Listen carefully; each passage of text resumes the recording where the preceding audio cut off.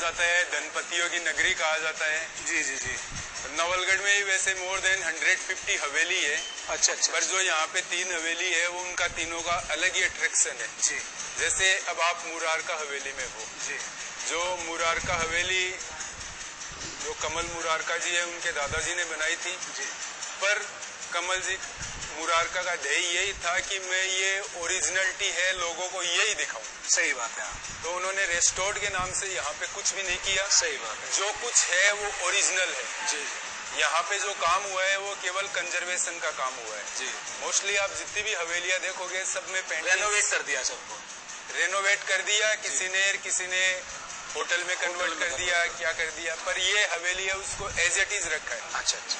जो है वो का वही दिखाया गया है। जी।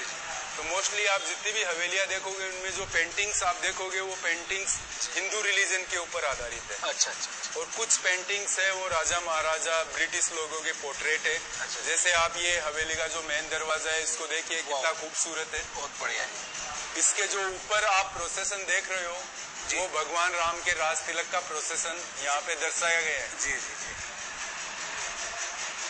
बहुत बढ़िया।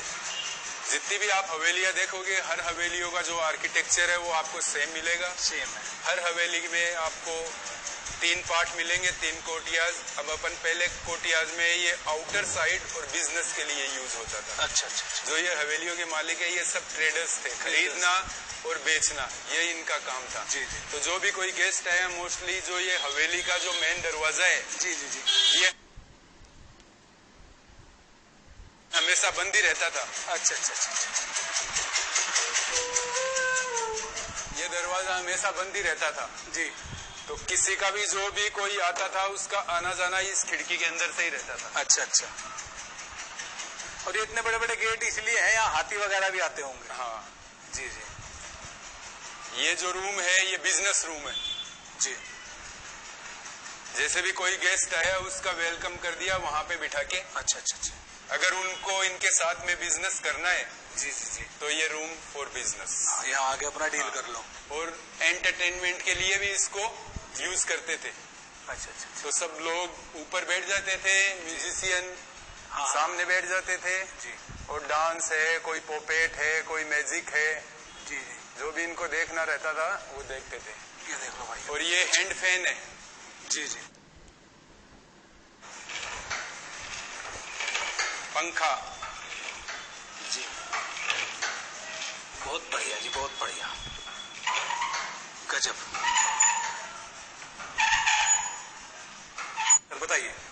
एक इनकी हवेलियों की खास बात ये है कि ये गर्मियों में तो रहती है ठंडी जी और सर्दियों में रहती है गर्म। ऐसा क्यों है सर? अगर आप इनकी सब खिड़कियां और दरवाजे खोल दोगे जी जी जी तो जो ये बाहर की जो नेचुरल हवा है उससे ये ठंडी हो जाएगी। और अगर सर्दियों में आप इनको बंद कर दोगे जी जी तो ये यहाँ पे आपको कोई भी हीटर की जरूरत नहीं है। आप जो कार्बन डाइऑक्साइड छोड़ते हैं उससे ही गर्म हो जाएगी ये। अच्छा अच्छा अच्छा। बहुत बढ़िया। और ये संगमरमर का काम है इसमें सर? नहीं नहीं ये स्टोन है, लोकल स्टोन। अच्छा, यहाँ पे पास में रघुनाथगढ़ है वहाँ का स्टोन है। अच्छा अच्छा अच्छा। बहुत बढ़िया। और सर ये शायद उनकी वो होगी तिजोरी। ये तिजोरी है, इसमें काफी वजन होता है सर। हाँ देख लो ये उनकी तिजोरी है। मोर देन 500 kg है। 5 क्विंटल की तिजोरी है भाई। ये आपको देखने में लग रही होगी 5 क्विंटल है, हिलेगी नहीं यहाँ से। ये देख लो बहुत बढ़िया। चलिए और दिखाइए सर, और चलते हैं। अब अपन चलेंगे सेकंड पार्ट में। जी जी।